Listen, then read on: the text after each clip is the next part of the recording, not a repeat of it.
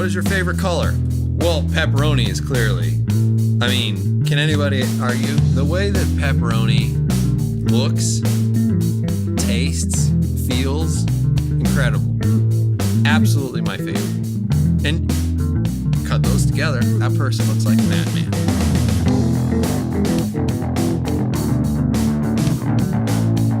Hello everyone, and welcome back to the Wednesday Night Gentlemen Multimedia Empire official podcast. This is episode number 29.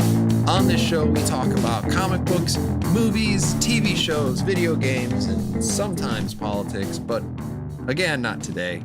Always not today. I am your host, Tactic Angel. With me is Midget Radio, my murderous socialist friend. Hello.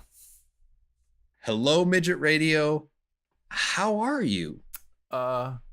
Doing well, Tactic Angel. I don't know. I feel like that was kind of a sarcastic "How are you?" But I'm doing well. How are you doing? Well, I am not sarcastically happy that you're doing well, and I'm also okay. Good. I've got a delicious glass of McKenna whiskey here, 10 years aged, and then nice. Another couple in my cabinet because it's some strong, fiery stuff. Is it good? We've talked about this before. The last time I drank McKenna was the last time we talked about Star Trek Continues. Oh shit! Really? Spoiler alert! That's going to happen today. Well, you must kind of like it then. I mean, you must. Well, I'm not going to throw it away. It's not. Yeah. Terrible. I'm not giving it away. It's really whiskey. Okay. Is this the cheap whiskey? I think it might be whiskey. Is it? No. Okay. No. I think it was just like a $40-$50 bottle, wow. something like that. For 10. Wow. Yeah. Okay. Yeah. That's up there. Not crazy expensive, but not crazy, like, but I want to say the 12-year Glen is around that price. I think it's like 40 to 50. I don't feel like I've ever paid that for it. Is that what you got? Yeah, and it's worth every penny. Uh-huh. I believe you. But like I hinted, we are going to be talking about Star Trek Continues today. We've talked about Star Trek Continues at least 2 times before, I think. At least, yeah. But first thing we're going to do is we're going to talk about Atomic Blonde. Atomic Blonde. So, yep. So the coldest city might be holding a record for the quickest first production to graphic movie novel that I've ever seen. Coming out in just 2012, Sam Hart's graphic novel is the basis for the 2017 action suspense movie Atomic Blonde, starring a remarkably naked Charlize Theron. Mm-hmm. First off, since this is technically a comic book movie, okay, have you read the comic book? Shit, no, I had no idea it was a graphic novel or whatever until this movie was made. Like, okay, like when they were rolling the pre-credits and they're like from the whatever coldest city, and you're like, it's like, oh, interesting. Did not know that. Yeah. Who's the publisher? Do you have any idea? I didn't look that up. Okay. The research department on this podcast is not very good. No, it's really not, but that's all right. So no telling how faithful it is to the graphic novel. Yeah, no idea. We're gonna first start with the non-spoilery bits. What are your thoughts on the action included in Atomic Blonde? Wow. Okay. The action, like the action scenes? Action scenes. This is an action movie. I loved it. I loved the choreography in this movie. If it suffered from anything, I would say that there was not enough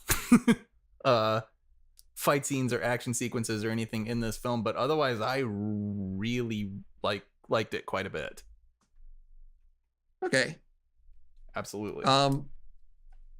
To what degree in your mind do you compare this to John Wick? It's impossible not to it's impossible not to do an almost 1-to-1 comparison of this film. I mean, the guy who choreographed a lot of the fights in John Wick is the guy who directed this fucking movie. So, it's It's impossible not to compare. How is that it. fucking possible?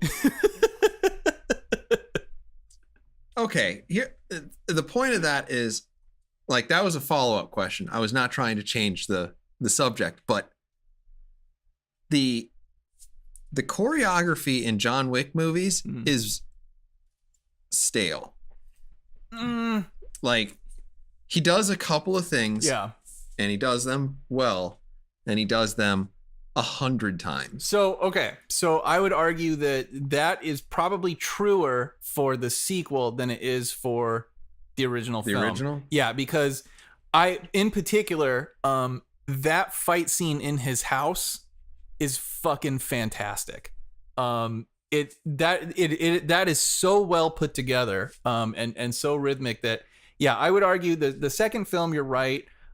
There's a lot of, I think, repetition in the choreography, but the first film, I think, shoot him in the knee, yeah, shoot him in the head, yeah, shoot him in the knee. I don't think you see that head. as much in the first film. It was a lot more inventive. I think, God, particularly that sequence in the house in the first movie. Okay, well, I haven't seen the first one, but you should watch like the first one. Comparing John Wick 2. I don't give a shit. The first anyway, one is comparing better. John Wick. I bet it probably is. I was really kind of middle of the road for. Anyway, I could see that. I did enjoy what action was in this. Yeah. At a certain point, there was a fight scene that I felt like should have ended like 2 minutes before it did. Okay. But we'll get into that more in the spoilery parts. Yeah. This is another one of those movies that's set in the 80s because I guess we have all the money now, right? Our generation has a lot of the money. Yeah, it seems like it. And I feel like there's a lot of the good old days. Do you remember the good old days? They were in the 80s and 90s. Yeah, totally. Let's make. I feel like we've had this 80s conversation before, but yeah, I mean, I feel like this decade, if it's going to be known for anything, it's going to be the age of nostalgia, I think. Yeah. Well, you got Stranger Things. Yep. You got, I mean, just between that and Guardians of the Galaxy. Yeah. You've got so much stuff going Yeah. on. And it's just like, do you remember when? Yep. You're like, yeah, I do. This is awesome. Yeah. Play me them beats. What do you think of the score? Me? It's impossible to ask Yes. me. I fucking love it. Like, there's a part of me that's like, well, okay, we got almost every like major hit from the 80s in this movie. And in that way, so to some degree, it feels like a little bit, I don't know, maybe rote is the word I'm looking for. But you mean from the first the first or second piece, and you're like, wow, what's the over under on how soon it is before you hear 99? Exactly. Yeah. Exactly. Or red balloons. Exactly. Or I should say 99 Luftballons. Luftballons. Yeah. So, okay, that aside, I fucking love New Order and I love Blue Monday.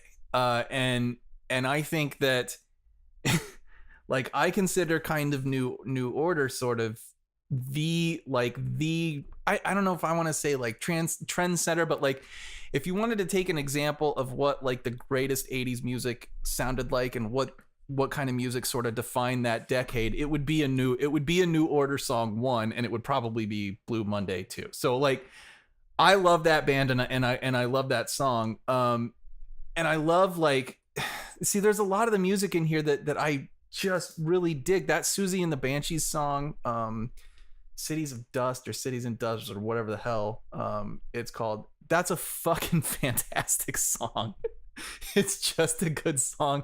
And I liked, I thought it was a little weird. I don't know. It seemed like a little like a bit of a crossover of cultures, that scene where she's in, it's kind of like it's almost like an outside like dive bar, and they're playing Public Enemy, but it looks like the people who are there are a bunch of like punk rock kids who would probably be listening to like the fucking Clash and stuff. So I thought that was like sort of weird, like it's a little cross cultural there.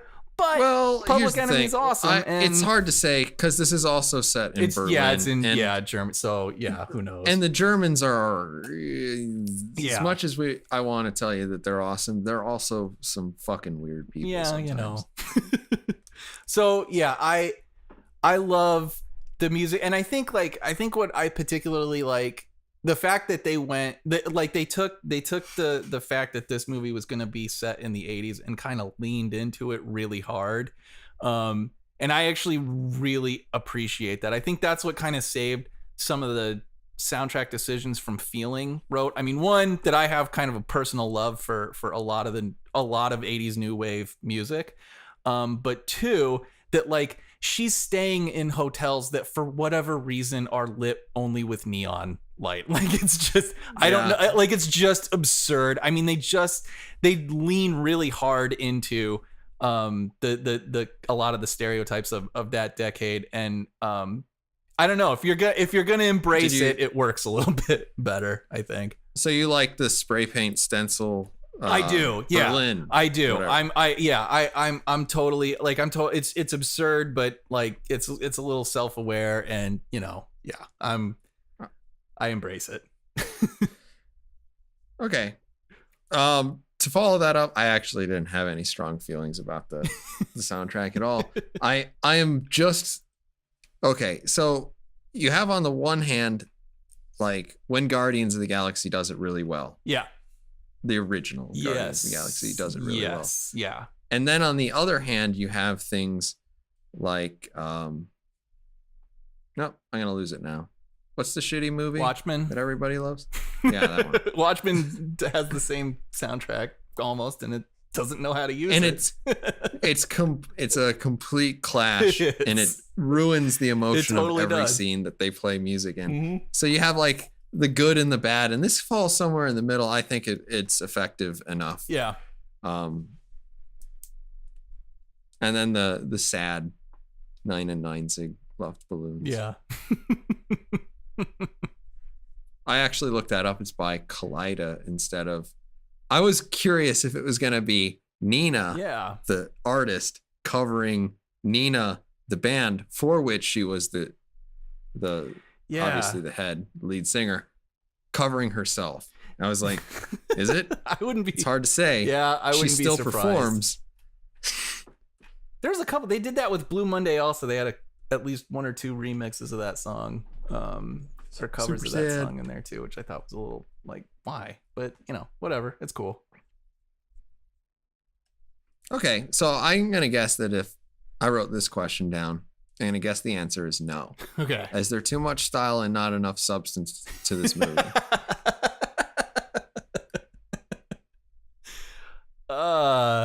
Well, I would say there's basically no substance to this movie, but that is not a problem. It does not, for me, remotely manifest itself as a problem.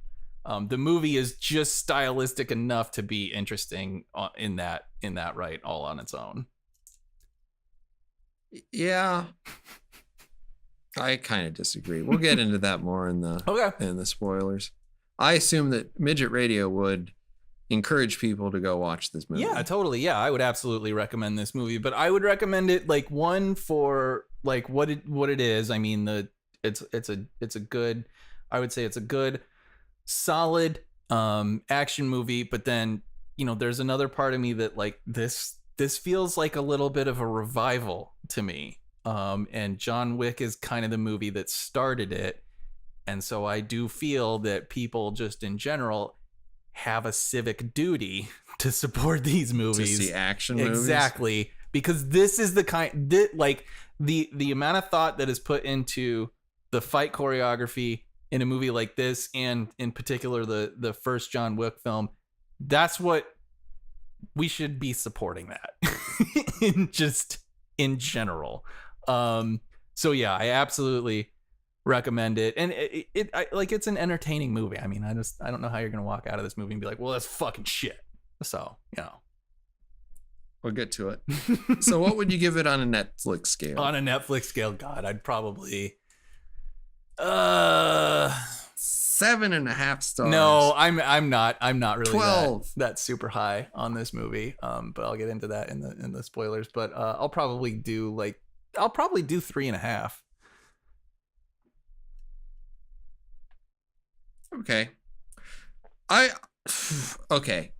I'm gonna say solidly, I liked this movie better than John Wick 2. Yes, I would agree with that as well. Yeah, same here. But I have probably more. This movie felt. I don't even know how to say it. This movie left me with more issues and more emptiness than John Wick 2 did. Also. Okay. Interesting. I'm not even gonna say I liked it. I didn't dislike it, so I'm gonna have to come in at the nihilistic 2.5. Oh no. That no. every German can understand. No robots. No spaceships. Life is pointless. Somebody was playing Tetris. I thought that was cute. That was cute. Yeah, with the music and everything. Yeah. Uh-huh. That was great.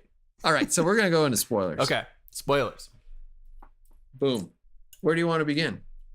You have a lot more to say about this than I do, I bet. Maybe. I will get into like some of the stuff I really appreciated about the fight choreography in particular.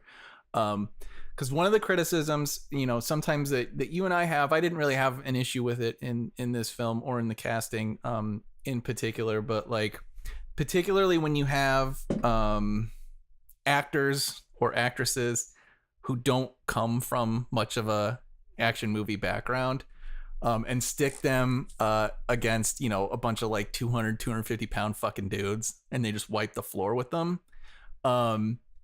What I appreciated in particular about the choreography in this film was the deliberate use of spent weapons, where she would turn like the gun around in her hand or use it as like a bludgeoning device. There was a ton of focus on hitting people in the knees and in the neck, and it's like I so appreciate that the movie like thought hard enough, like that they considered enough in the choreography to sort of address not only like just the size and some of the power differences that are manifestly apparent between 140 pound Charlize Theron and 220 pound fucking bad guy. I really like that kind of stuff. And some of that attention to detail, and some of the choreography was just brutal, just absolutely brutal. Some of the moves where I like that guy in the most epic sequence in the film, when the protest is happening outside, she's trying to get that dude from upstairs to downstairs and out the fucking building, and away from all of the violence. That whole sequence was pretty amazing just by itself. But God, like some of the stuff in there was just so brutal. She manages to get like the dude's hand around his back and stab him in the back with the knife that he's holding, and then he rips it out and tries to come at her, and she ducks under it and puts the knife back in his fucking neck. Like it's really well done. It's really well done. There's a lot of thought, I think, put into the fight choreography, particularly in that sequence, that, my God, I really appreciate. Yeah. So that sequence was actually one of the that's the sequence that actually bothered me. It was long. There were two reasons why it bothered me, really. The first of which was kind of like, if you go to the first apartment scene, which I thought was actually more impressive in terms of what she was doing and accomplishing, she basically makes it out of there unscathed. Yeah, pretty much. And the only thing that really hurts her in it is that she has to basically jump out a 4th-story building. Yes, yeah. And okay, yeah, you're going to mess yourself up a little bit there. But then you go to, at a certain point in that in that scene, now she's starting to get her ass kicked, which is honestly gonna happen. Yeah. Some. Yeah. And I felt like she had sort of situational invulnerability. It was kind of weird because it kind of felt like retrospective situational invulnerability or the sudden lack of situational invulnerability. And it was just, it kind of took me out a little bit. Okay. And a little bit of my problem with that scene, well, actually my larger problem with that scene is that guy in the fucking staircase was dead like 6 times. Yes, he right? was. Yes. At a certain point, he just keeps getting up and it bemes like comedy. It does. He has been shot how many times? Yeah. Yeah. This yeah. So I totally get it. Because it is, and I'm sure, I don't know how many people you saw this with or how many were in your theater, but certainly when I was watching it, I can tell you exactly the number of people who were in the theater. Okay. 1? It was 1. Oh, that's sad. So I definitely saw it with a few more than that. But I mean, yeah, he just kept getting up. I mean, it was that absolutely pretty much everybody broke out in laughter.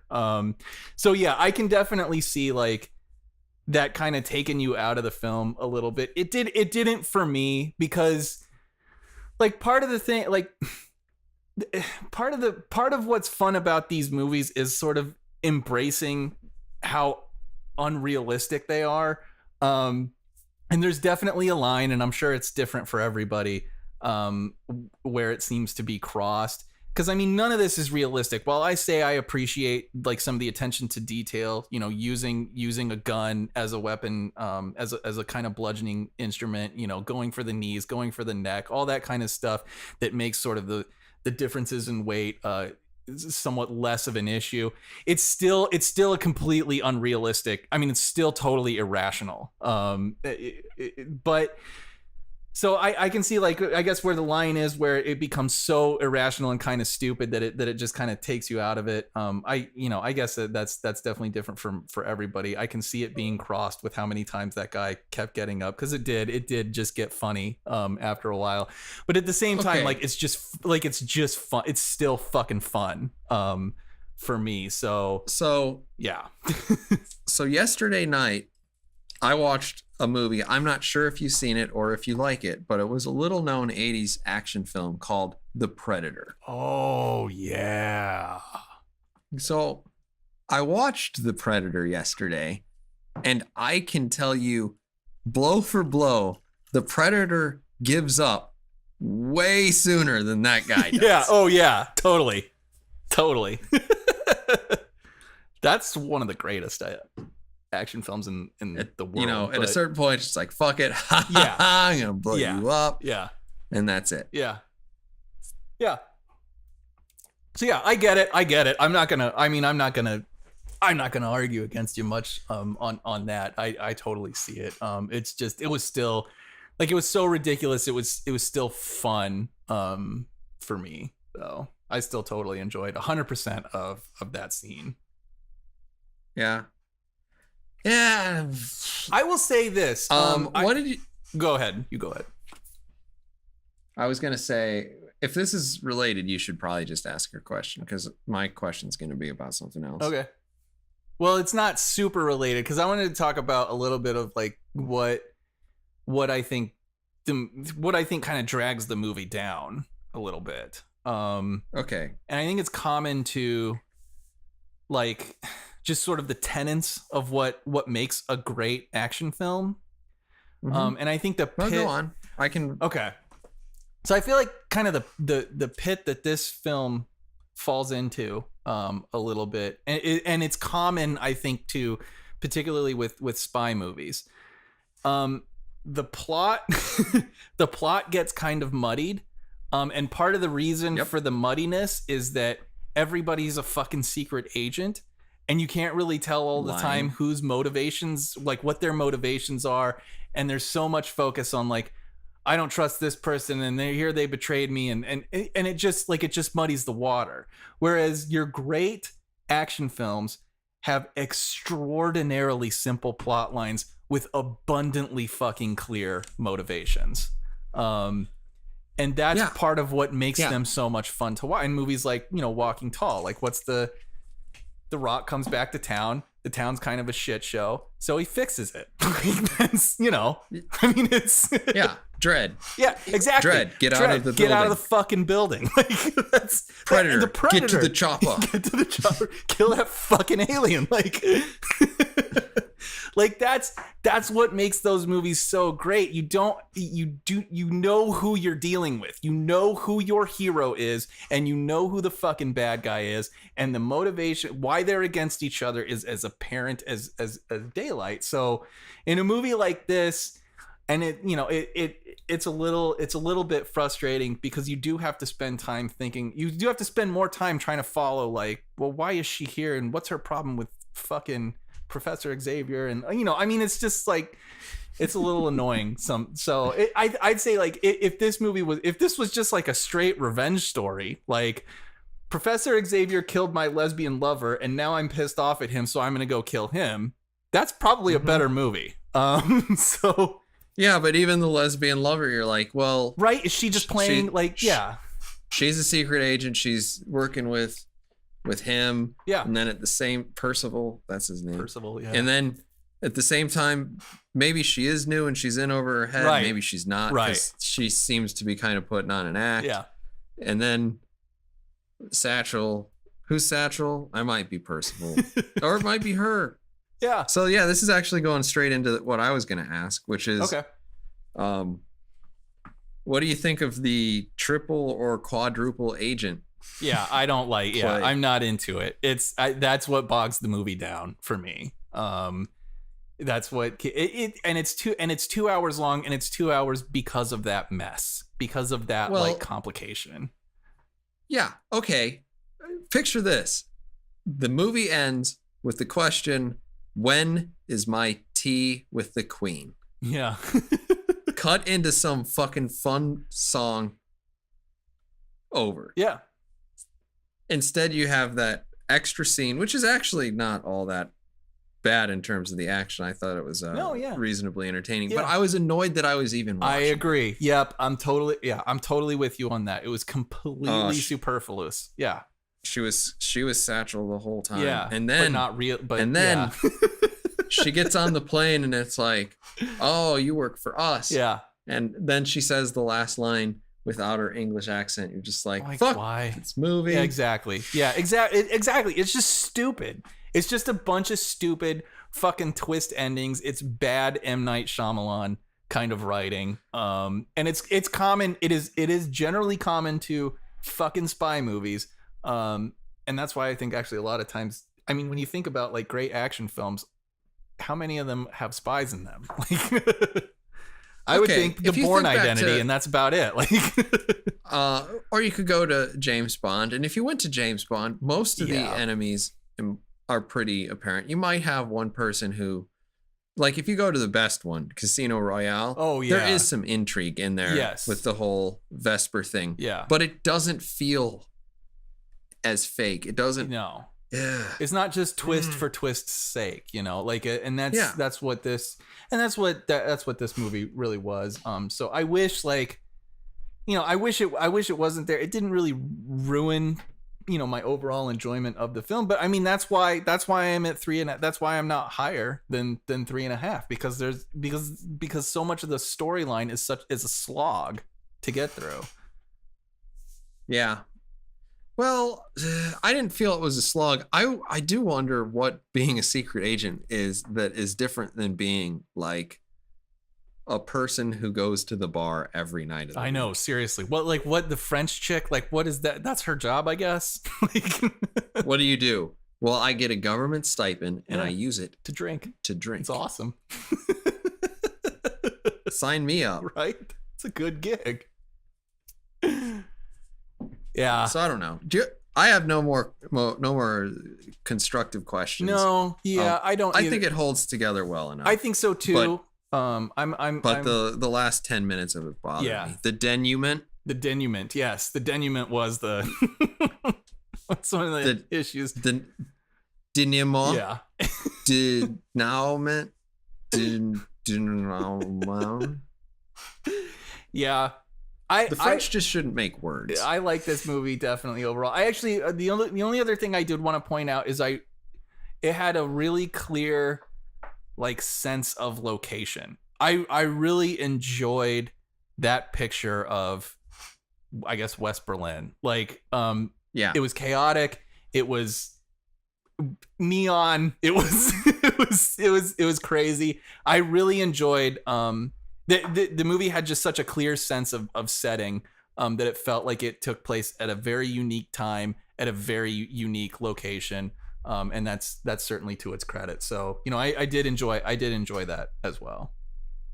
Yeah, I did enjoy that. I think they did a pretty good job with the Berlin setting. Yeah, and the time period, and I don't know, maybe Berliners feel different than that. But who cares? Because they're just well, probably they might. Yeah, I know. Who gives a shit? Yeah. Ich bin ein Berliner. You don't need the ein. Yeah. All right. Subject over. Subject over. Star Trek continues.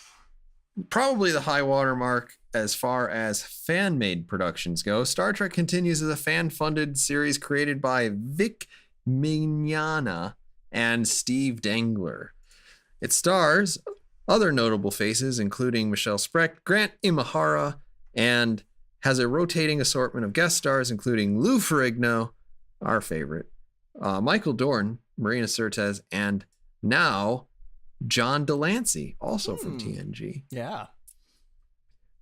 You can find more about Star Trek Continues on their official website, which is conveniently StarTrekContinues.com. All one word, no dashes, no nonsense, whatever. Not like WNG underscore MME underscore OPC. True. So we're going to be talking about episode number 9, What Ships Are For. The Enterprise is invited by a reclusive society that lives on an asteroid to help them with this strange sickness.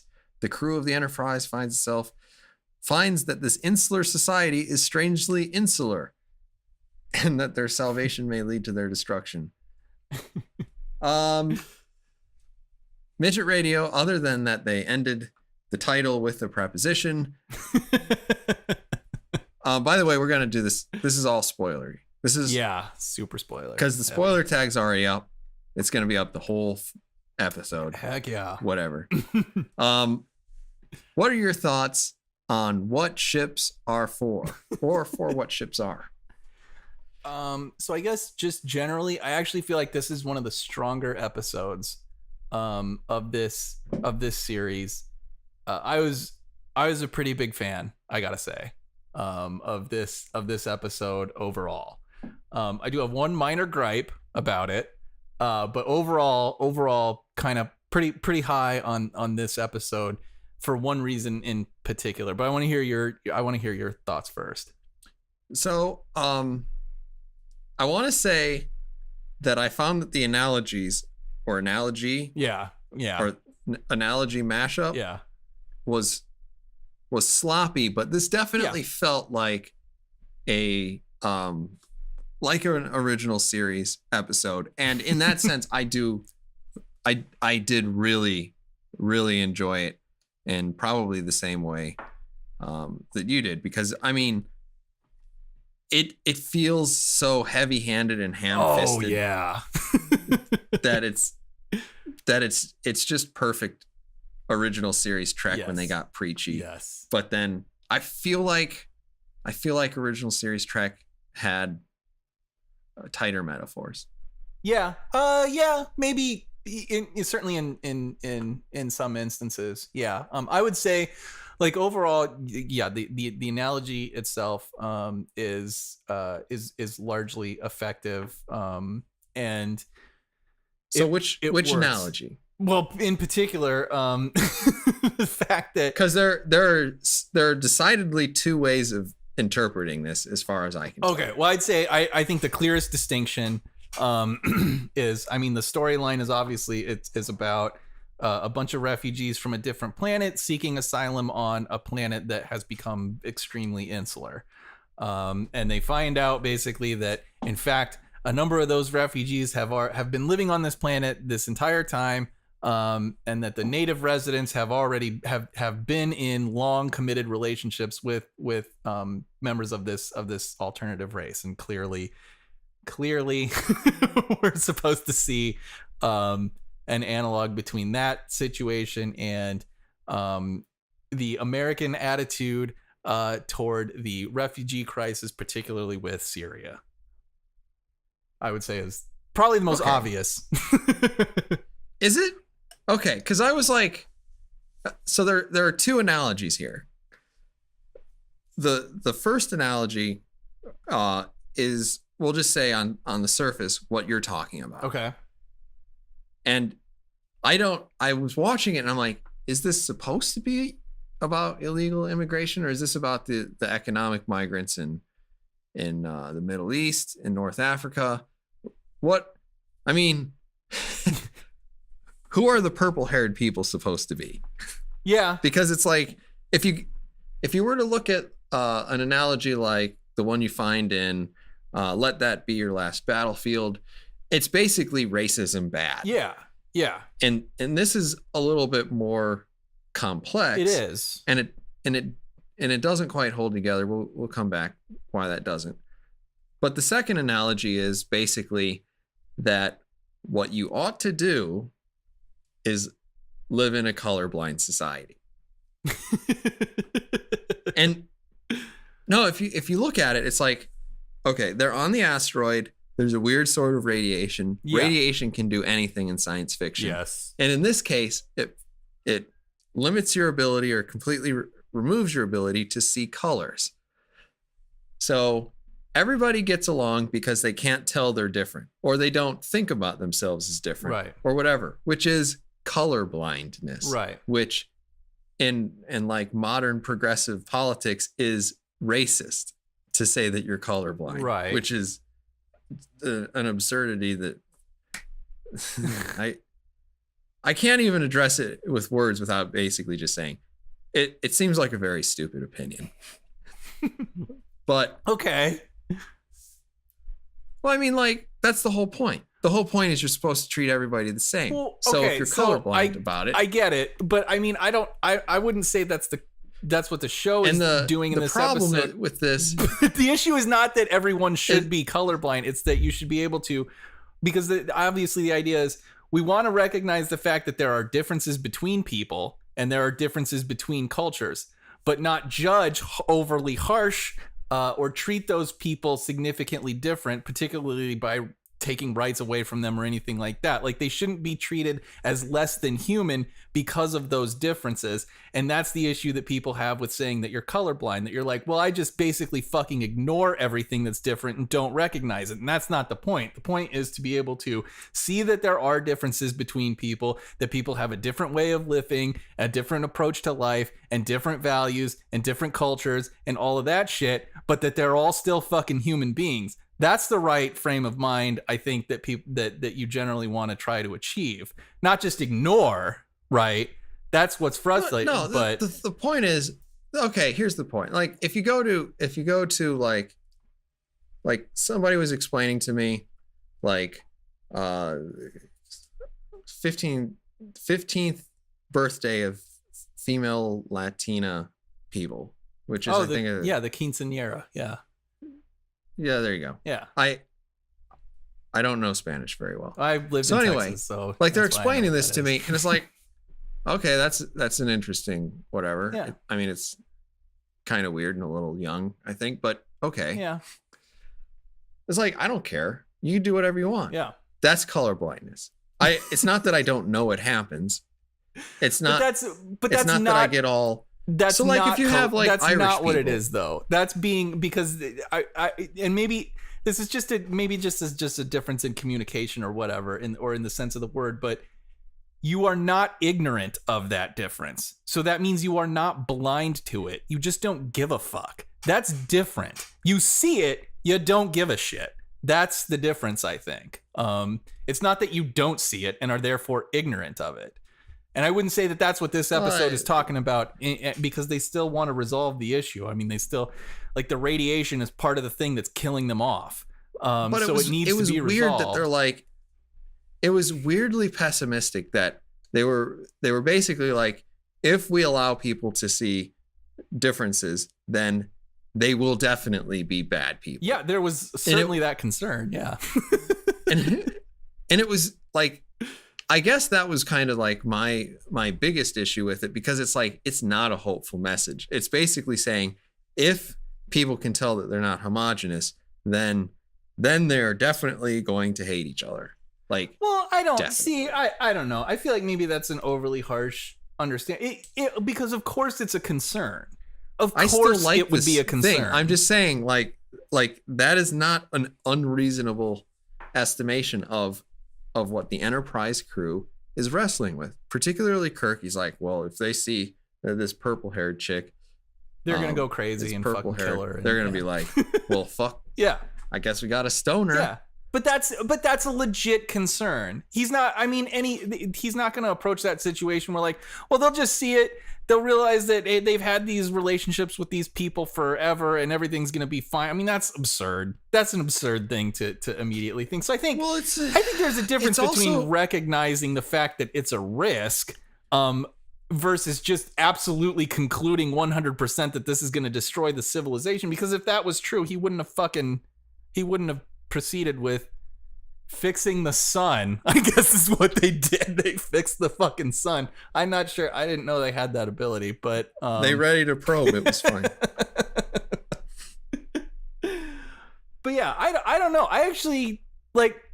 I feel like it was a legit approach to that particular concern. I don't feel like, you know. I mean, of course you would be. I don't know. It's just it seems like a totally reasonable thing to be concerned about.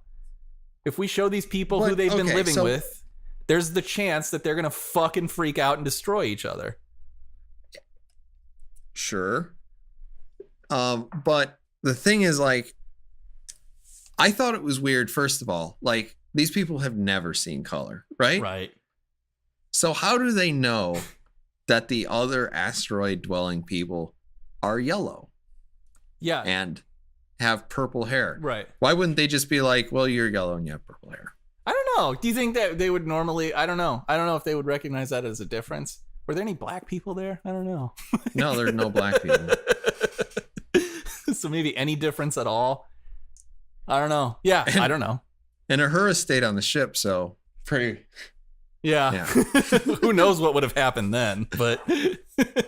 Whoa! Holy shit! I felt... Here's the thing. I felt like it was strange because it was very pessimistic. And then I felt like it was also kind of a second twist, which you don't get in a lot of Star Trek, the original series. Because, like, for the most part, they're very simple stories. Oh, yeah, absolutely. Yeah. And I'm not saying I dislike it because of it. I just look at it and I'm like, well, it's strange. Yeah. It may be a little bit. I mean, every one of these Star Trek Continues episodes has a certain amount of, if they're trying to go for an original series TV show, every one of the scripts is at least a little bit infected by the 21st century. Oh, yeah, totally. Yeah. I mean, for one, it probably wouldn't work if you didn't do it that way. Yeah. And the other thing is, it's probably not even legitimately possible. Yeah. Yeah. To recognize all of your own biases. Yeah, totally. And then to kind of come up with an interesting thing that seems topical and relevant in today's world. Yeah. Yeah. Because, like, I feel like a lot of the things that Star Trek, the original series, were sort of rallying around were more universally recognizable things. When you start getting into immigration policy, I don't know. I feel like there's a lot more complexity there. I think it's hard to say a little bit because, like, we were not around for the 60s or into the 70s at all. So I think it's a little bit difficult to say that, because particularly, I mean, the first interracial kiss on TV, right? Like, I think we can now, being in the 2010s, say like, well, okay, I mean, that's a more universally acceptable, right? That's fine. We don't give a fuck. But like, at that particular time, I kind of doubt it was so clear that, oh, well, everybody can. I mean, that's a more universally acceptable issue. I don't know. I think it's a little hard for us to say that. But at the same time, I do feel like this particular episode gave certainly enough deference to the idea that here is a society that has been under threat by an external alien life form, and as a result has developed a policy to basically reject the acceptance of that particular threat. I feel like that was addressed, that was understood, and particularly Kirk's line regarding like that recognizing the fact that it's generally difficult, if not impossible, to criticize a policy that has effectively saved lives that may not have otherwise been saved. I feel like they did a great job recognizing the legitimate point of view that if we just shut the fuck down and stop accepting these people who have definitely contributed to the crime rate in our particular society, who have harmed our own citizens, if we shut that right down, how many lives have we saved in that process? I think this episode totally recognizes that as a definite benefit of that kind of policy. So I feel like they do a pretty good job of recognizing both sides of that particular argument. Do you feel that because I mean in a couple of the other episodes it kind of feels like they take the middle ground and have sort of a wishy-washy resolution. So you get that with the Hillary Clinton captain episode. The Hillary Clinton episode, God. I hate that we have to call it that, but yeah, I know what you're talking about. I just forget what it's called. I know. But it's clearly like I know, but that's what it is. Well, she can't captain a starship just because she's a woman. I know. It's like she can't captain a starship because she's a criminal. Though she would be a better captain. Anyway, moving forward. Then Spock? I submit that you are racist, sir. Then the actual alternative. Yeah. That was a weird analogy. There's another analogy that doesn't quite work. No, not exactly. I mean, like they're the same person. Anyone or Spock. I mean, it's pretty much yeah. I'll go with Spock. It's fine. I mean, it's got my vote. You look at the 1-to-1, it doesn't work. Literally, a fictional character in general would probably get my vote. Any fictional character. Okay. Anyway. So, I don't know. I liked the fact that this episode makes you think about it. Yeah. And it is only actually that I've been thinking about it that it starts to unravel in my head that it's like, well, the analogies aren't very tight. No, they're not super tight. And I think that the more you think about it, the more that the general premise unravels. I mean, I don't know. See, I think it's hard to say. I'd probably disagree with that a little bit because I think generally the point is, like, obviously you want to be able to defend your own planet, have the policies you've put in place. Is that a reasonable approach to the idea that you want to defend your planet, or is it overmuch? I feel like that's generally the question that's being asked here. And I think, certainly some of the ideas that they explore, whether it's okay to condemn an entire people because of the crimes of a few, is certainly a legitimate thing to think about. See, I don't really feel that the episode itself is all that conclusive, other than, and what is consistent with Trek, what I think is certainly a hopeful message, that people can recognize not only the differences among themselves, but not treat each other any less so because of those differences. To be able to get over the fact that you have purple hair and you're from this different fucking planet, but still we've had this You mean the relationship ability this to be whole time. colorblind? Boom. No, because that's not colorblind. But that's not. It is colorblind. That's not being ignorant of the fact that people are different. It's recognizing the fact that they, in fact, are different from each other, but are not any less human because of those differences. They're not of any less value. I don't, you know, that's totally, that's not being colorblind. That is just being fucking aware and not an asshole.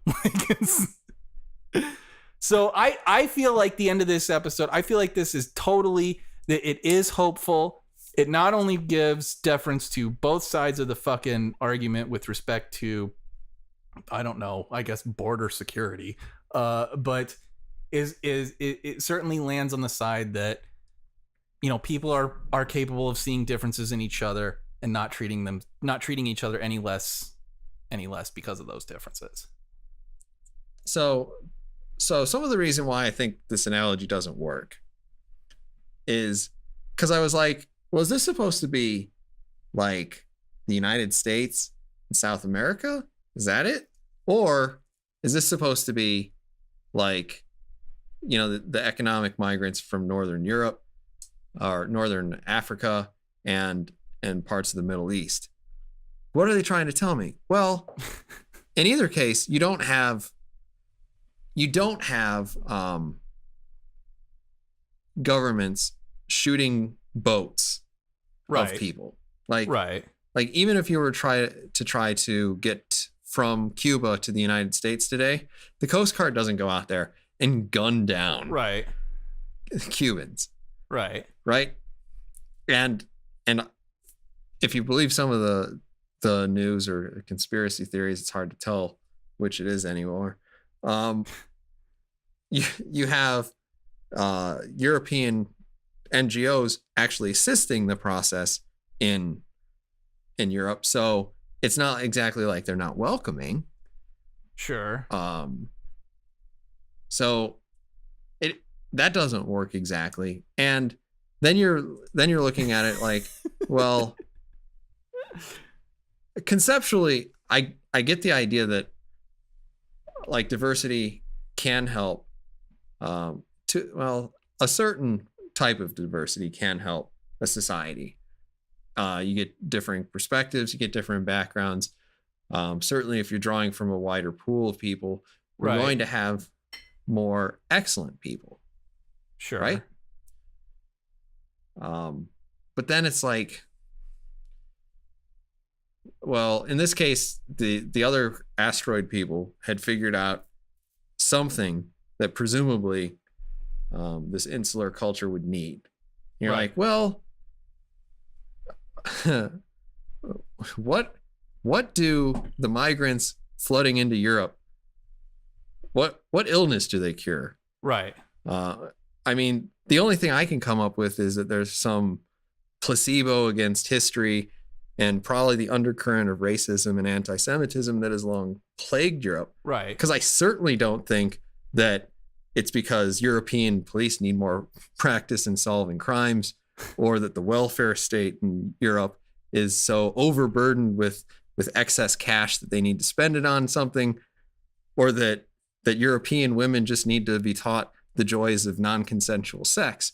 I don't think any of those things are particularly helpful. So like I don't know. It just didn't quite work for me on the 1-to-1.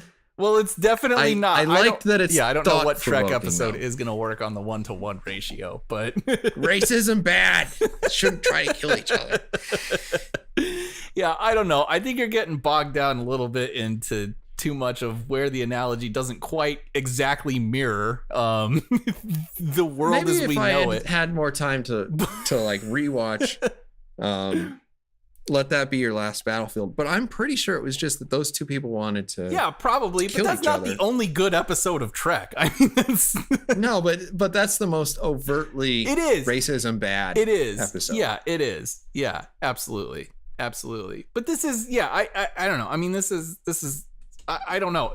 none of that affected my enjoyment of this episode, or I think affected at all what they were trying to discuss at the end of the day, which was, in particular, whether a certain policy is too much one way or not enough the other. And I guess to kind of, I'm gonna make a little bit of a turn, because the theme, the obvious like thematic resonance of this particular episode is not really why I love it so much.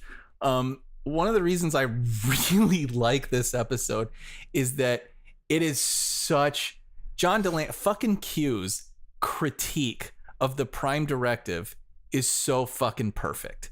It's so, like, that was my favorite part of this episode, when he's just tearing into Kirk's ass about the fucking Prime Directive, and he's talking about Kirk's criticism. Your morality, Kirk's your morality I'm gonna do it. Death, Kirk's criticism of Q's policy in this episode is that you're condemning the many for the crimes of the few. And John Delancey's retort to that is that based on their approach with the Prime Directive, the non-interference policy, is that the Federation effectively is condemning the many for the crimes of none. Like, it's such a beautiful, oh God, that is such a beautiful fucking critique of that policy. It just, that's what, to me, that's the standout scene in this episode. And that's what fucking Star Trek is about for me at the end of the day. Those kind of sober, beautifully crafted fucking critiques of, in particular, Federation policy, like the amount of thought that's put into that is so fucking beautiful. Like, I thought about you a little bit with respect to this episode, because you're, I mean, certainly of the basically based on how down you are on the upcoming Discovery, like, I agree that like that right there, that speech, that's what makes Star Trek good. That's what makes this fan production of a Star Trek series stand out so strongly for me, amid all of the other like officially produced Star Trek series. Like, I love that so much, because it is a critique of what is so often used as kind of a maxim, a sort of thoughtless kind of maxim where, well, we have this policy of non-interference, so we're just not going to question really whether we have any responsibility to this planet or this species or to whomever, because, well, we're hands off. Our approach is hands off. Yes, we could come in, and yes, we could save this particular species, or yes, we could save this planet. Yes, we could actually make their lives better. But because they're pre-warp or whatever fucking reason, we're not going to do that, right? And the reasons behind that certainly make a ton of sense. They make a ton of sense as to what kind of effect an outside influence has on a particular culture or a particular race, and whether that's okay. But it doesn't ever question, like, if we don't do anything, what's our responsibility at that point? Have we caused the death of a species because we have refused to save it? This is the kind of shit that fucking pisses me off in Enterprise, and makes me think that Captain Archer is just a delusional psychopath. But I love, and the fact that this speech is delivered by John Delancey, who's just a massive goddamn presence on the screen, kind of makes it even better. But like, this episode's willingness to question the moral authority of the Federation based on a policy that has definitely gotten people killed is so, like, that's what makes this episode really stand out. That's what I think was particularly brilliant about it. So I'm sorry, I'm kind of gushing. I know, I'll let you speak, but that's what really hooked me on this episode. That's such a gorgeous critique of the Prime Directive that this is probably my favorite episode of this series. Really? Well, I wouldn't put it. Yeah, it probably I would not is. put it above any of the original three, but I'd put it solid at the fourth. I think. I mean, probably part of the problem is If you go back to the Winds of Change, that's the Hillary Clinton episode. Oh, okay. It's like it felt so like, I mean, that it was just a disaster is what it was. And it was hard to watch because it was like, it was really cringe. It wasn't really apparent. Yeah. It wasn't on the nose in terms of the comparison because no. No. Our choice Mr. definitely Spock was not Hillary Clinton or Spock. Is not. And it just felt it felt so hard to watch, and I haven't gone back and tried to watch it again. No. But I mean, I bet it's still a little bit. No thanks. And I guess that kind of has my radar up because I know they've done it before. Yeah. And like, Still Treads the Shadows, they didn't do it there.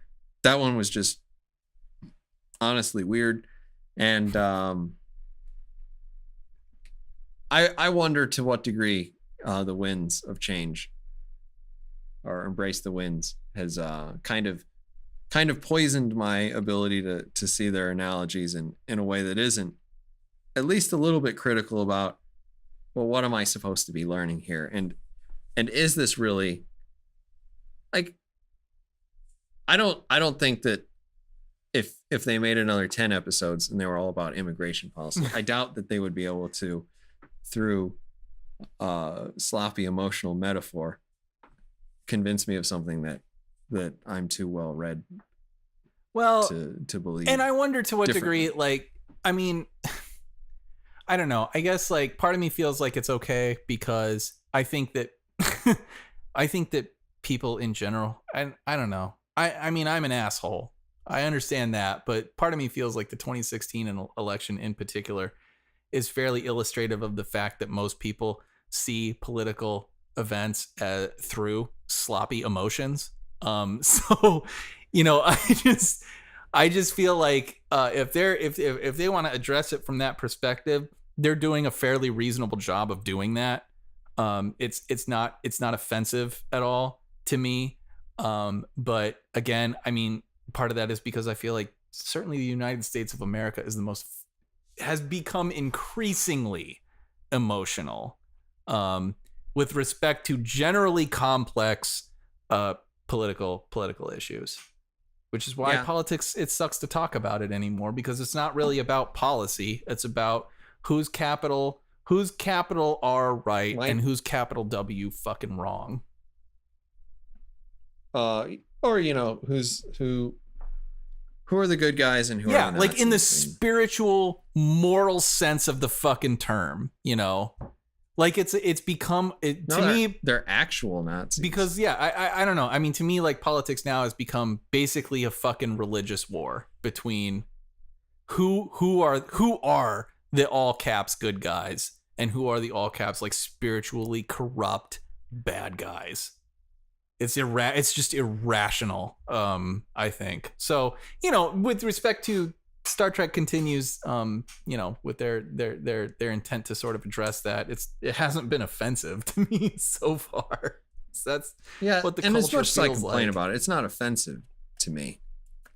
It's just something like I like this episode more than the other episode that I'm complaining about because it did, like, I did sit down and I thought about it and it's like, well, what does it mean? And like, if I were, let's say, an intensely racist person in 1960 something, and I saw Jim macking on Uhura, what would I think of that? Would I be like, no, I read too many books about that sort of stuff? I don't know why they have to be Southern. It's such a terrible stereotype. But anyway, that's where it comes from. But it is a stereotype. But it made me think about it, and like, I appreciate that it makes you think about it. Now, do I expect that when I'm considering whether or not Trump's immigration bill is a good or a bad idea? Right. Do I think, well, what would James T. Kirk Right. do Yeah. on Star Trek Continues? Yeah. No, I'm not insane. No. I'm not gonna. James T. Kirk ain't any kind of policymaker anyway, but He's not. No. He might be a baby maker, but he's not definitely a bit. policymaker. So, okay, I don't want to jump into that yet, but I do. I just the critique of the fucking Prime Directive, like, it's just the most brilliant thing about this episode, and it's something that I can't get enough of, because I do think that it is used as a fucking that Prime Directive attitude is used as such a fucking bludgeon, more so than like this is a general policy, and we need to basically consider this with respect to our interaction with other species. And this episode, like, this is what separates it to me from so much of the rest of Star Trek. Like, the fact that they consider it so deeply in this episode. God, it just, I don't know. I don't know if I'm alone on this, but it just means the fucking world to me. Cause I think specifically of that episode of Enterprise when Archer and Dr. Phlox are confronted with that planet, and there's the two sort of humanoid species, and one of them is kind of dying off, and the other one is like slaves to that species, but they're sort of beginning to develop this kind of cognitive awareness that may break them free of that slavery. And it's the older race that's dying off, and Phlox develops that fucking whatever magic medicine, right, that could save that species, but because of the fucking Prime, because of what it wasn't there yet, but they're starting to think, because of if we interfere with the sort of natural evolution of this planet, you know, are we dooming this secondary race to perpetual slavery by rescuing the race that came before, even though, like, they've already fucking committed to trying to develop a cure for this particular race, and then just decide that because they're not a natural part of that planet's evolutionary cycle, that they don't have anything to do. They have no fucking duty to rescue this secondary, this primary race, the race that came before. Like, it's a fucking bludgeon at that point, like, because we're not of this planet, so we can't fucking help these people out. And because I can just sort of speculate that the natural evolutionary history of this planet is to be that this older race fucking dies, fucking goes extinct, so that the secondary set of humanoids can then take over. I've just fucking decided that. And that's where the Prime Directive, like, that's the kind of thoughtless goddamn writing that just drove me insane about Enterprise. And the fact that this episode questions that attitude, questions that, well, with that, just such a brilliant line, and so brilliantly delivered by John Delancey, that you're condemning the many for the crimes of none, of no one. It's just, that's where Star Trek lives and breathes for me. That kind of consideration of those particular policies, that we've developed this policy of the Prime Directive, which is absolutely valid and generally worth consideration. But the critique of that as well, the critique of that approach as well, that's what I love about Trek. That's what I love about it so much, that it will dive into these kind of philosophical and deeply ethical issues, and not come down with this kind of one answer fits all, this kind of a sort of maxim that is immune to critique, that it will live with the criticism, is, I don't know. So I understand probably a lot of that's incoherent, but that's where this episode lives for me. I think it just... So I have to ask... I love it. Based on that rant, the several minute rant, what was your thought of Pen Pals? Wait, what? Sorry, Pen Pals? Pen Pals, season 2 of Star Trek The Next Generation. Data starts talking to some pre-warp civilization Yes. girl who's on a volcanic planet and everybody's going to die. Yes. Yeah. Like, I feel like that is a pretty reasonable critique because Yeah, I agree. though I don't think that they say it at any point. It's like, well, what's okay? Non-interference, always non-interference. Right. Well, fine, whatever. Yeah. All these people go to extinction. That's fine. But Yeah. at least we didn't fuck with their culture first. Right. Or would it be better that their culture is perverted but lives on in some way? Yeah. Like, if you save them, then and you put them somewhere else, they can start over and maybe their culture changes, but then they still have a culture. Yeah. Like, if the culture changes, it doesn't mean the culture doesn't exist. Right. It just changes. Right. Now you get into the, you know, the original series where they left the 1930s mobster book behind and and the whole society now Yeah. is run like Chicago politics. Yeah. It's like, that's on the outside. It's a little bit Yeah. fucking weird. Yeah. But there are lots of decent Prime Directive episodes. Totally. I kind of wonder if, I mean, like, the Prime Directive is quite clearly a reaction to the general feeling and not necessarily fact that colonialism is bad. Yeah, sure. Yeah. Yeah.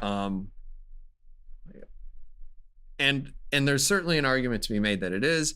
There's certainly arguments to be made that colonialism isn't all bad. Yes. Certainly there are some Yes. exploitive tendencies, but economically, you look at it, and in a lot of cases, the colonized area fared better dollar for dollar than Right. say the colonizers, because it's just so fucking expensive. Right. Yeah. Yeah. So, I mean, I feel like the Prime Directive is basically meta for colonialism is bad.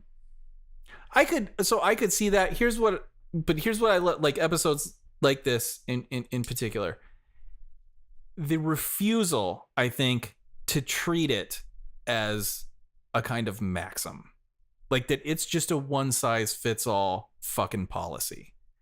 That's the bend. Kirk was always a lot worse about it than Picard, because Picard, I think, specifically chastised Data. Like, oh yeah, no, yeah, no. But then there's that episode as die. well. I forget what the name of it is. It's kind of like, it's actually similar to the Communicator episode, and you're like, wow, that's the difference between Captain fucking Jean-Luc Picard and Captain psychotic asshole Jonathan Archer. But like, I can't remember the name of that episode. But it's so much better, and it's like the consideration of when do we interfere, how much of it is too much, what's our responsibility to these people.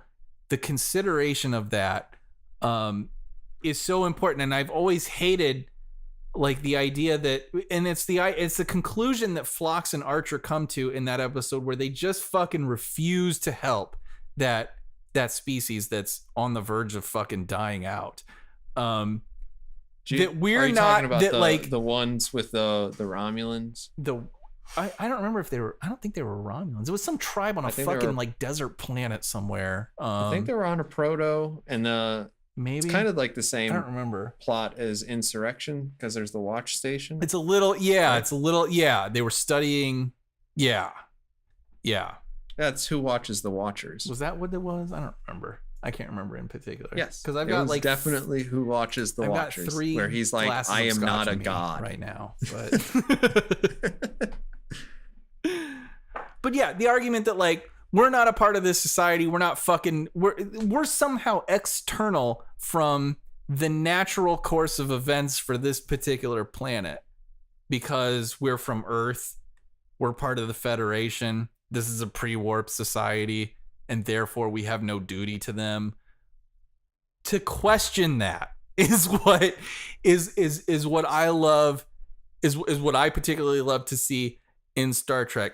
And I feel like Enterprise routinely failed to ask these kind of questions in their episodes, because to just come down on the side that like, well, we're not a part of this society, we're not from this fucking planet, and therefore we can't do anything, is such a stupid fucking conclusion to come to. Like, it's fine if that's what you decide, but like, please just ask the question. Like, you're a human being. You're a product of nature. Cost benefit analysis. You're a product of the fucking universe. You are not external to any of these events. You're right fucking there, and you're watching this planet die. You're right fucking there, and you can do something about it. Your decision to not do something, like, it just seems asinine to me to say, well, I'm completely separate from this fucking event. I'm not a part of the natural order, even though I'm right in front of it. Like, I'm somehow not a part of this at all. To at least question that is what I like to see. And that's what I feel like this episode of Star Trek Continues does to some degree. And I appreciate the consideration of that, to at least raise that fucking objection. Raise that critique and question the moral authority of the species that comes down on the side of non-interference. It's a legitimate point of view, and it deserves consideration. And this episode, I mean, this episode does exactly that, and it's a breath of fresh air, I think, for me. And it's what Star Trek is, I think. Like, that's what separates it from other science fiction in general, when it's at its best. Yeah. I liked John Delancey the whole way through. I even liked when John Delancey was like, I disown all of you. And it was just like, yeah, he's totally such a great actor. I mean, man, like, especially. No, the reason why I liked it, before I let you continue, because you've just been. I know. I'm sorry. I know. I have. It's bad. John Delancey is rumored to be something of a jerk in reality. I've heard that too. Yeah. And there's this part of me when he was like, so like appalled. It's like, I instantly understand that yellow skin means other type of person. I disown you. You are from another asteroid. You know, I was like, yes. Yeah. That's the John Delancey we know and love. That's awesome. It works for Q too, for sure. Like, Q is great. Q is except for that one Voyager episode. It's fucking stupid. And you know, it wasn't even his fault. It wasn't his fault. No, it's not. No. It was Janeway. It's like, no. Whatever. He asks for her fucking judgment. I mean, what's she gonna do? No. Like, he asked for it. Well, here's the thing. And we've talked about this 100 times. She has no ability to make sure her judgment is taken into consideration. She knows when she makes the decision that Q's just going to do whatever he wants. Yeah. And then she does the wrong thing for her crew. Done. It's just dumb. It's just dumb. He asks for her fucking counsel. Which, you know, fine. Madness. That was madness. I don't have a problem with it, because whatever. He invited it. Oh, God. Voyager, though. You know, like, that's... Because it was Braga. I think that's the split. Like, Ronald Moore kind of took on DS9, and fucking Brandon took on Voyager and then Enterprise. And I feel like that's the difference between those two. And that's why DS9 was great. And DS9 was amazing. DS9 was amazing. Voyager had a number of problems, and Enterprise was often a clusterfuck. Had a number of problems. It had good episodes. Yeah. Don't start with me. I'm just saying, you're the one who's fucking so insanely down on Discovery, and I'm kind of optimistic, and I feel like, you know, as much as Enterprise pisses me off as a fan of Star Trek, I still feel like I'm going to give Discovery. I'm the optimist. You're the dick. That's what I'm that's the argument I'm making right now. But your Batlith is no longer canon. You should just throw it away. That is an interesting Batlith design. Supposed to look like this understand. weird thing that, like, the bat'leth is a weapon of some questionable value Sure. to begin with. But I mean, like, you could see how you would use it. It's mostly a defensive weapon, but you could fuck people up with it too. That You're like how do you even hold right? it? Because no matter how you hold it, it's totally dangerous to the user. Like it's and there's part of me that's like, okay, if that's actually the intent, I could kind of see that from the Klingon perspective, right? You're like, you need to be able to use it. Like, this weapon can kill you, motherfucker. Like, so you better, if you don't use it right. Like, well, in that case, just have Klingons run around with flails. Right, yeah, like, I can get that. seriously. Yeah, that makes sense. Yeah, that's definitely the kind of weapon that I could see them using. Like, it's as dangerous to the fucking wielder as it is to the opponent. Like, no, it's at least 10% less dangerous to yourself. If you know how to use it. 10%. Klingons. But yeah. Yeah, I don't know. This was a great this furthers your argument. This episode, I will say, furthers Tactic Angel's argument that the fan productions might actually be better and of more value, and more in line with the spirit of Star Trek than whatever CBS is doing. Yeah, some of them are starship porn. I get it, but like this one is Star Trek Continues is the high water. Oh, yeah, absolutely. And if it weren't for the whole Hillary Clinton thing running at the same time, like if that episode was released at another time and it was like Al Gore versus Donald Trump or something like that, it wouldn't have seemed as like egregiously weird and cheerleadery, and it's just because I'm a woman. It's like, trust me, James Kirk has no problems with women. No. Shit.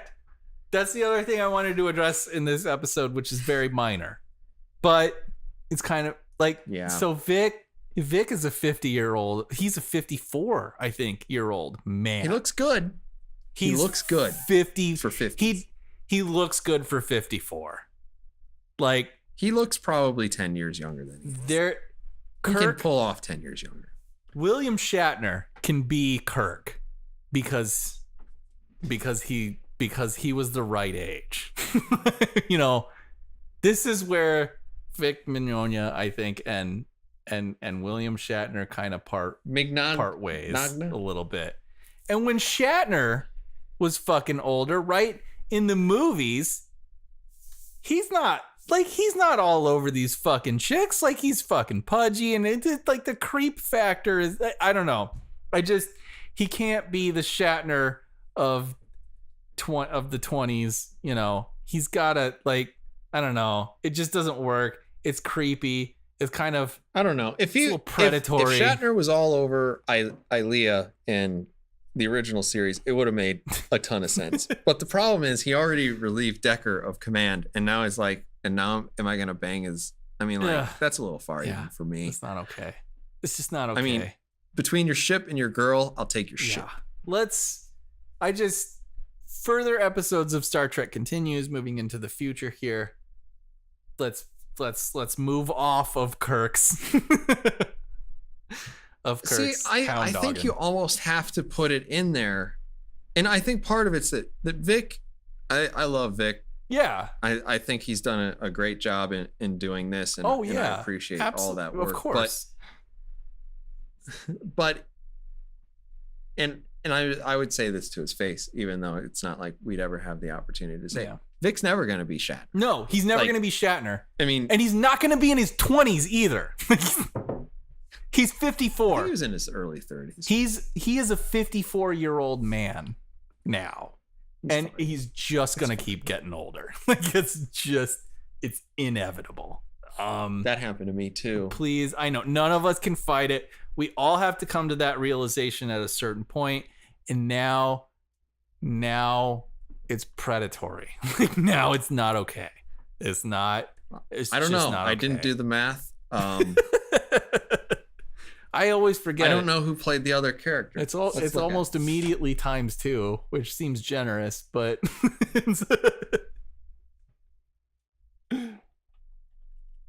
You have to continue to talk. We don't want dead air. 50 years old. Like, that's, come on. It's just creepy. It's creepy. It takes me out of it. I can't get behind it.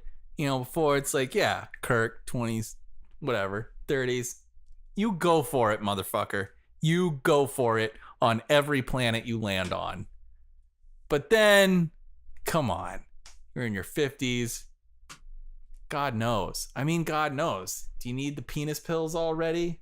Like, it's just sad. It's just a little sad at that point. And then when it's successful, right?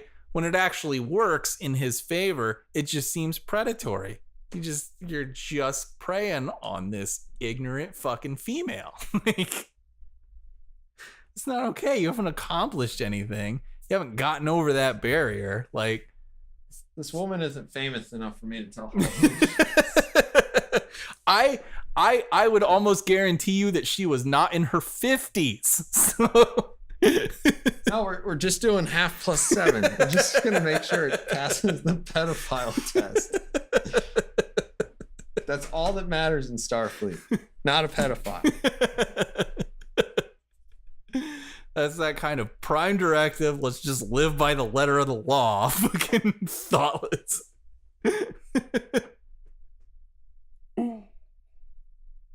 It's not okay, Tactic Angel. I would like to see them just recognize the fact that the man who was playing Kirk, James T. Kirk, is in his motherfucking 50s. We can all see it. Let's just accept it. And act like a fucking 50-year-old. But I don't know, man. I can't find anything. We're probably gonna have to. I don't know. That's interesting. If Vic is in his 50s, isn't he married to the counselor? Isn't he actually like married to the counselor? I think they may be in like a Goldie Hawn and what's his face sort of situation. What's his name? Son of a bitch. Kurt Russell. Kurt Russell. Okay. I wonder. Kurt Russell and Goldie Hawn have been together for like 20 years, but they're not married or something. She's 44. She's 44. I just looked it up. 54, 44. That's not so bad. That's not so bad.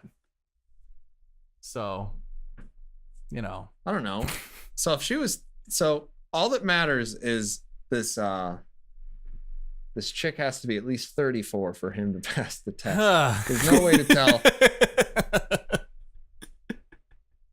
As I look at her, I think she could be. I don't know, man. And since she doesn't disclose her age, I'm going to guess that she doesn't want people to know that she's pushing the 40. He just... I don't know. Like when he's got the side eye going, it's just a little creepy. Like at that point. You're not going to... I don't know who you're going to wrap in. Like who are you... Who's going to fall prey to that?